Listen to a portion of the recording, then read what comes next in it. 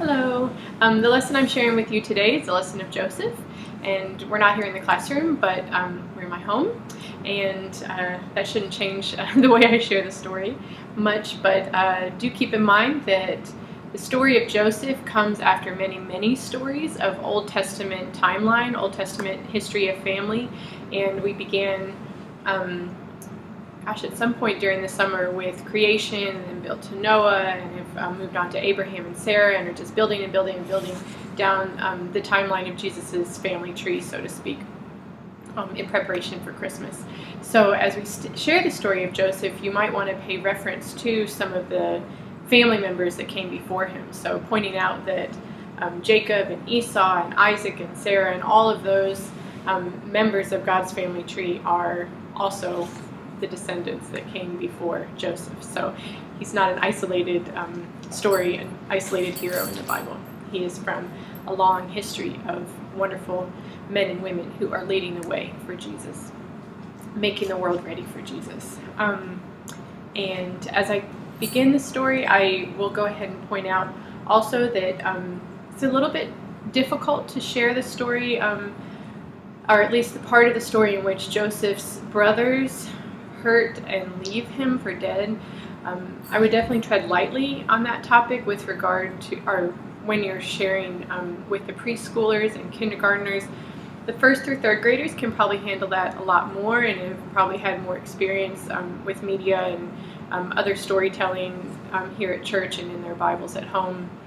But the preschoolers might need it to be softened a little bit. You might just say that Joseph's brothers wanted to hurt him and point out the feelings that led to that desire. You might want to leave out some of the more gruesome details, I guess, if that makes sense. So I'll try to pay reference to that while I'm sharing the story too.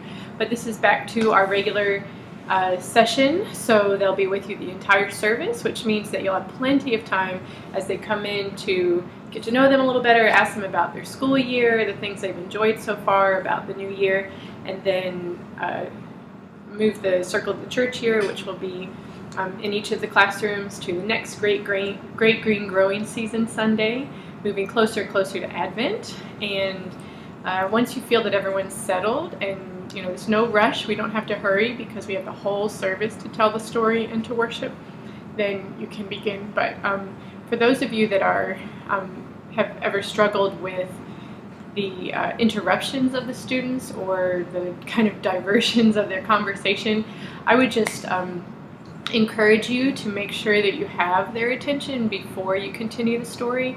You might point out the students who are listening well as an encouragement to the others to follow suit. You might count down from 5 and say, I'm going to count down from 5 and we all need to be silent and listening. You might have the younger ones wiggle their ears to remember to listen, touch their nose to remember to point toward you, even touch their mouths to remind their mouth to be quiet. Whatever strategies you're most comfortable with, I would definitely encourage you to make sure that everyone's quiet and listening, because it's so easy to let things unravel if you just let a little thing go and then a little bit of side conversation, and then suddenly it's just everybody's in their own world. So just an encouragement that you're the teacher and you have authority to bring them back and to redirect their attention as needed, and you're quite capable, and I know you'll do great with that. So yeah, that's about it, and we'll begin. I'm going to move the camera down so that you can see the elements of the story. So, all right.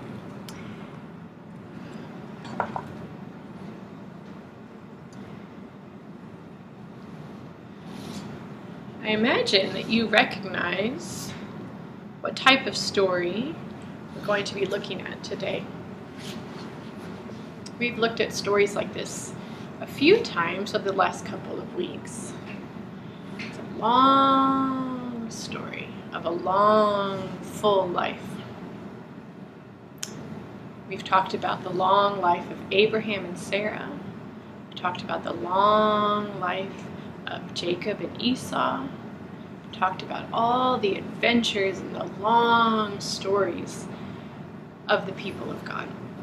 Remember, these are the people that laid the foundation for Jesus' family tree. They're like the trunk of the tree. And as Jesus' family grew and grew and grew, they made space for Mary and Joseph, King David, of course, the descendant of Jesus, and all those wonderful things to lead toward Jesus. Doesn't mean that the people of God didn't make mistakes, but it means that their mistakes and their triumphs help us to get ready in that long story for Jesus. And they remind us how much we need God and how much God loves us. Reminds us of the rescue plan. Well, today I get to share the story of Joseph. Remember that great family that began with Sarah and Abraham, Isaac, Rebekah, Jacob, Esau, and so many others. It's grown and grown and grown and grown, like we just talked about. You might remember that Jacob had 12 sons. It's a lot of sons. He had some daughters too. 12 sons. My goodness. Oh. Sorry, that's my cat. Maddie, go. 12. 1, 2, 3, 4, 5,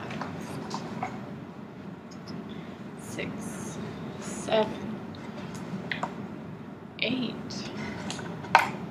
Goodness, imagine having so many children in your family. 1, 2, 3, 4, 5, 6, 7, 8, 9, 10, 11, one more, 12. 12 sons.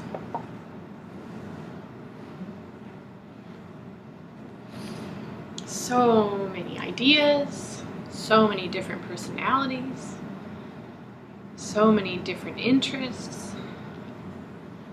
I wonder what it would be like if you had 12 siblings at home. Now Jacob had these 12 sons, but his very favorite was Joseph. Joseph was his very favorite. To show how much he loved Joseph, Jacob gave him a really special long-sleeved coat. It was kind of fancy. It had all these different colors, all the colors of the rainbow. It made him look grown up. It made him look important. It showed everyone around him that he was his father's favorite. Showed everyone around him that he was chosen by Jacob. And so you can imagine that his other brothers were really jealous. We talked about jealousy when we shared about Sarah and her jealousy of Hagar. Well, her great-grandchildren, or I guess I should say, yes, her great-grandchildren, were jealous too. And I imagine we would be as well. If one of your siblings got a very special gift, that grouchy, grumpy, jealous feeling down in your stomach, that might happen to you too. So they started to get really jealous. And then to make things worse, you might say, one day Joseph had a dream. He dreamt that all of he and his brothers were working in a field gathering wheat. They were working in a field gathering wheat. And as he was having that dream, here's a piece of wheat so you can imagine gathering big piles of wheat. As he was having that dream, in his imagination, suddenly his bundle of wheat rose up higher than all of them. And all of his brothers bowed down before his. So his pile of wheat rose up in the air in his dream, and all his brothers bowed down.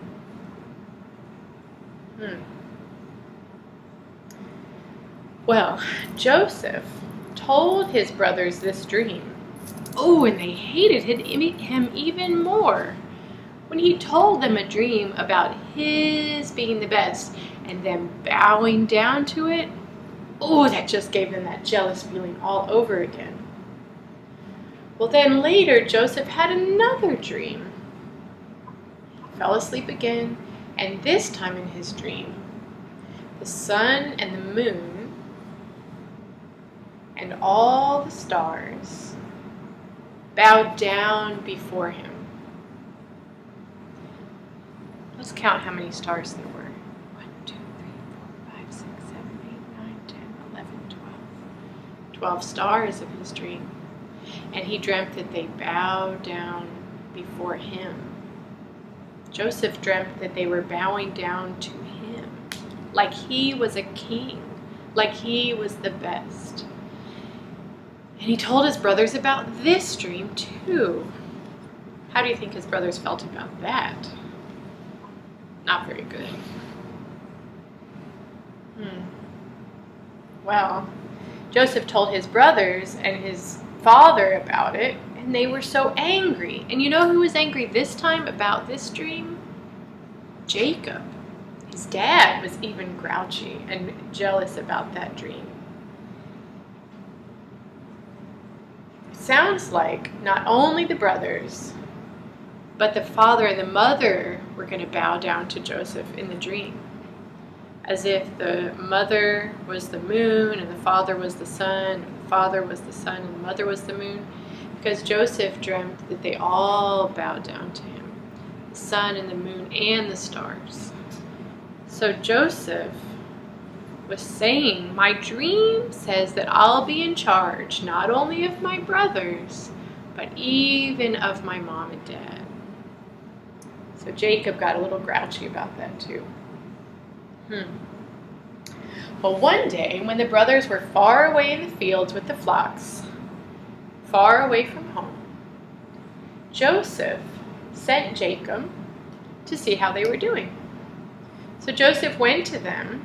I'm not sure if he was wearing his fancy coat or not, but Joseph went to them, and when his brothers saw him coming, those jealous feelings they had deep inside made them talk to each other and say, maybe we should hurt Joseph. Maybe we should do something to make him sad. With the older students, you might say that they conspired to kill him. But the oldest brother, Reuben, convinced them not to. He said, don't do it. Don't hurt him.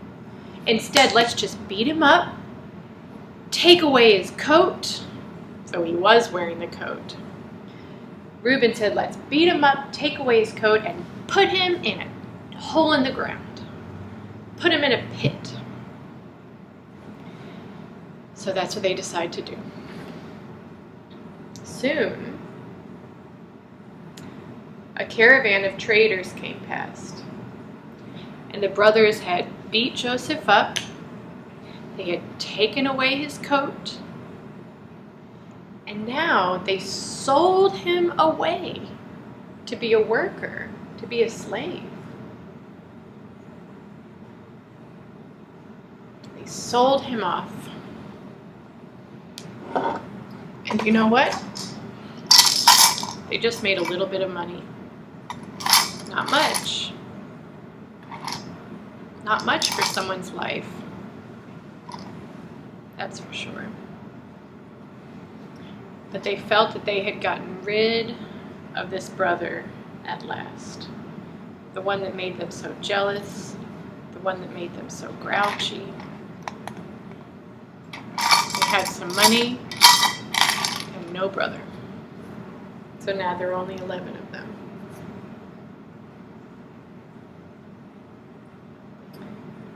Well, they took Joseph's coat. Remember, they had stolen his coat? And they dipped it in some blood from an animal. And they brought the coat to their father. Remember, they were far away from home when all of this happened. They brought the coat to their father. And they said, Father,